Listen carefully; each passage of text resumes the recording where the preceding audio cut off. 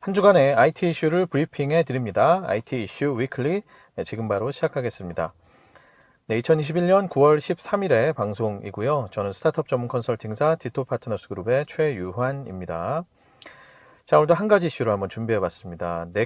네이버 카카오를 향한 빅테크 규제, 올 것이 왔다. 이런 내용인데요.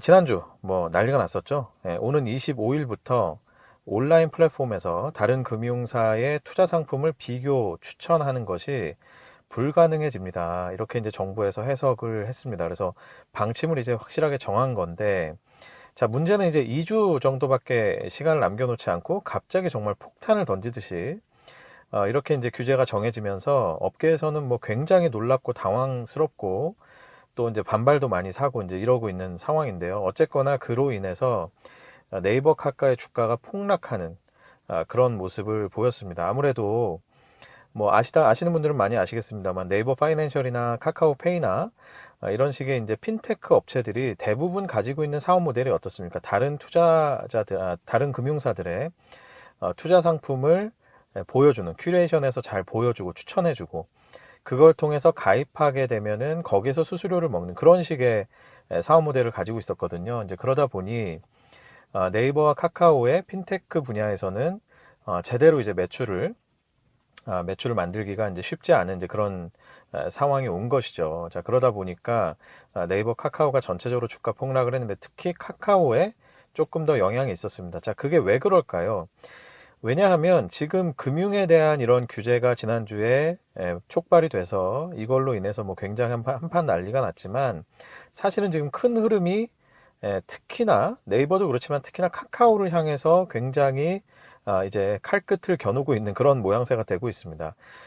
이제 세계 최초로 우리가 인앱 결제를 금지한 이런 부분들, 강제를 금지한 부분, 요거는 물론 이제 구글이나 애플에 해당되는 얘기긴 하지만 요것뿐만 아니라 지금 온라인 플랫폼 상에서의 빅테크, 독점적인 지위를 가지고 있는 사업자들에 대한 여러 가지 규제의 큰 흐름이 있어요. 그러니까 그런 큰 흐름 하에서 지금 특히나 이제 카카오가 많이 타겟이 되고 있는데 지금 이제 이번에 말씀드린 금융에 대한 투자 상품 비교 추천 불가뿐만 아니라 데이터 독점에 대한 방지, 플랫폼 수수료 인하, 그리고 또 골목 상권 침해 금지 이런 얘기들이 전반적으로 보면 어떻습니까? 카카오가 특히나 국내에서 거의 100개가 넘는 자회사를 거느리면서 사실은 다양한 종류의 굉장히 어떻게 보면 스몰 앤 미디엄 비즈니스들을 이제 침해한다 이렇게 보기에 따라서는 침해한다 이런 식으로 해석이 될 수 있거든요. 자, 그러다 보니까 지금 빅테크를 향한 규제의 여러 가지 내용들 중에서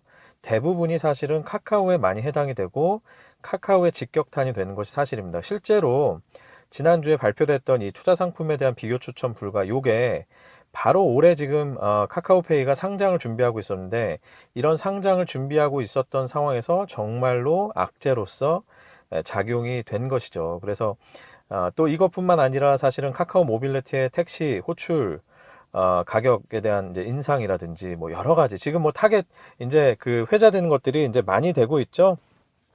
이제 이슈가 불거지는 것들이 굉장히 많아지고 있습니다. 카카오 헤어샵이라든지 등등 이 일상생활에 파고들어 있는 그런 모든 카카오 서비스들에 대해서 요 규제들이 한결같이 사실은 이제 그런 서비스들을 굉장히 규제하려고 하는 그런 흐름들이 이제 계속 이제 작용이 되고 있는 것이죠. 그래서 이제 카카오가 한판 난리 났다. 이제 이렇게 보고 있고 특히나 어떻습니까? 지금 언론에서는 국감에서도 국정감사에서도 네이버 카카오 총수 소환해라. 벼르고 있다. 이런 이제 소문까지 들릴 정도죠.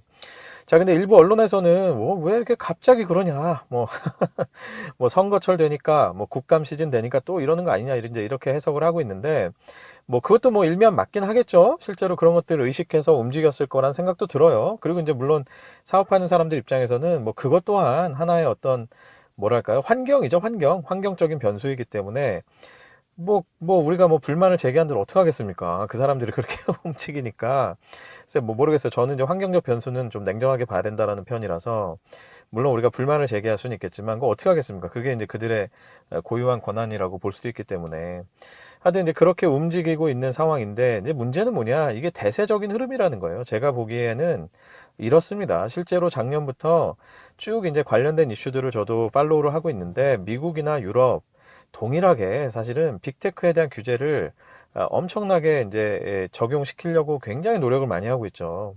그리고 실제로 지난주에 마침 지난주에 미국의 캘리포니아에 있는 연방법원에서는 애플이 에픽 게임즈라는 회사하고 지금 한판 붙었잖아요. 그러니까 그거에 대한 이제 판결이 나왔는데 애플이 인앱 결제를 강제하는 것에 대해서는 이건 제동을 거는 이제 그런 식의 또 판결이 나오기도 했습니다. 그래서 이게 실제로 우리나라만의 문제가 현재 아니고요. 사실은 전 세계적으로 비슷하게 이 빅테크 기업들의 어떤 독점적 지위, 그런 권력, 또 파워, 뭐 자본 이런 것들이 쫙 이제 쏠려서 이 모이고 있는 것에 대해서 굉장히 견제하는 흐름이 있다. 그래서 이거는 어떻게 보면 대세적인 흐름이다 이렇게 볼 수 있겠습니다. 그래서 사실 업계에서는 좀 알만한 분들은 그리고 이제 내부의 사정을 많이 이제 꿰뚫고 계신 분들은 사실은 요 우려를 한쪽에서 뭔가 뒤통수가 약간 미지근한 느낌으로 야 이러다가 이거 한 방 맞을 텐데라는 그런 우려들을 해왔던 분들이 있단 말이에요. 그래서 그런 분들을 중심으로 해서 사실은 네이버 카카오가 이게 한껏 잘 나갔는데 이 언젠가 이거 한번 철퇴를 맞을 텐데 라는 얘기들이 좀 업계에선 있었거든요. 그래서 실제로 이런 어떤 대세적인 흐름 때문에 결국 올 것이 왔다. 이제 이런 반응들도 나오고 있는 것입니다. 결국 어떻습니까? 이게 우리나라뿐만 아니라 전 세계적으로 빅테크에 대한 규제는 대세적인 흐름으로 가고 있기 때문에 결국은 사업자 입장에서는 거스를 수 없는 상황이 됐죠. 그러니 자, 이거를 어떻게 하면, 어떻게 대응하는 게 좋을 것인가로 오히려 초점을 맞추는 게 맞을 것 같습니다. 실제로 카카오는 이 투자 상품 비교 추천 불가 이 발표가 나오고 그다음에 주가가 폭락한 다음에 쏟아지듯이 카카오에 대한 이제 비판론들이 막 나오기 시작하니까 드디어 이제 상생 방안을 마련하겠다, 내부적으로 자체적으로 마련하겠다, 뭐 이런 것들을 언론을 통해서 내고 있는데 물론 이제 아직 구체적인 안이 나온 건 아니에요. 그러니까 상생안을 고민하겠다 이렇게 얘기를 했는데 근데 저는 그렇습니다. 이게 과연 가능할까 싶어요. 그러니까 상생이라는 게 뭐 말은 좋은데 이거를 좀 구체적으로 아주 현실적으로 생각해 보면 이게 사실 쉽지 않거든요. 뭐 예를 들어서 그러면 택시 호출에 뭐 빈도수를 그럼 카카오는 하루에 몇 회 이상은 안 할게요. 뭐 이렇게 그죠? 일부러 뭐 사용 횟수를 제한할 건지 아니면 억지로 뭔가 마켓 쉐어를 제한할 건지 그죠? 이게 현실적으로는 사실 상생한다는 게 쉽지 않다는 거예요. 그리고 특히나 유저 입장에서는 굉장히 편리하게 써왔던 서비스인데 이게 갑자기 상생 방안을 마련한다고 해서 뭔가를 제한하기 시작하면 또 유저 입장에서는 편익을 해치는 상황이 되겠죠.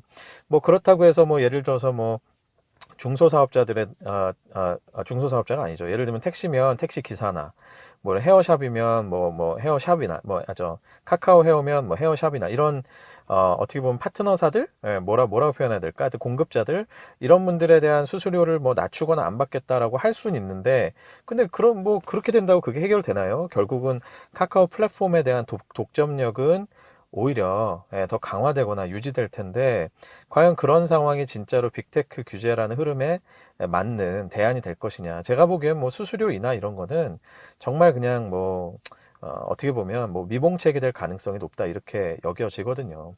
자, 그렇기 때문에 실제로는 상생이라는 게 제가 보기에는 거의 불가능할 거예요. 현실적으로는.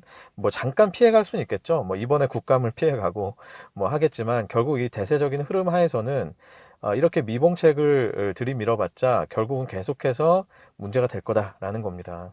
자, 그래서 제가 바라보는 관점은 뭐냐면 좀 거칠지만 결국은 제가 보기엔 특히 카카오, 네이버는 아무래도 지금 해외 사업 비중이 크기 때문에 조금 그 미운 털이 덜 박혀 있단 말이에요. 근데 이제 카카오가 워낙 골목 상권을 침해한다는 이미지가 강해지다 보니까 카카오가 여기에 이제 타겟인데 결국은 카카오의 사업 포트폴리오를 재편할 때가 오지 않았나라는 생각이 듭니다. 사실 제가 예전에 카카오 모빌리티가 가격을 갑자기 올린 거를 보면서도 이거 약간 하드한데 이렇게 해서는 안 되는데 라고 얘기를 했었죠. 실제로 카카오가 가지고 있는 이 전체 사회에 대한 그런 임팩트를 고려를 해서 사실은 이제 잘 어떻게 보면 균형감 있게 정책을 정해야 된다 이런 말씀 드린 적 있는데 그거랑 비슷한 맥락입니다. 결국은 이제 카카오가 이제는 100여 개에 달하는 계열사들이 알아서 움직여라 이런 분위기가 아니라 어떤 사회적인 임팩트나 이런 걸 고려를 해서 균형감 있는 방향으로 사업의 포트폴리오를 재편하고 전략을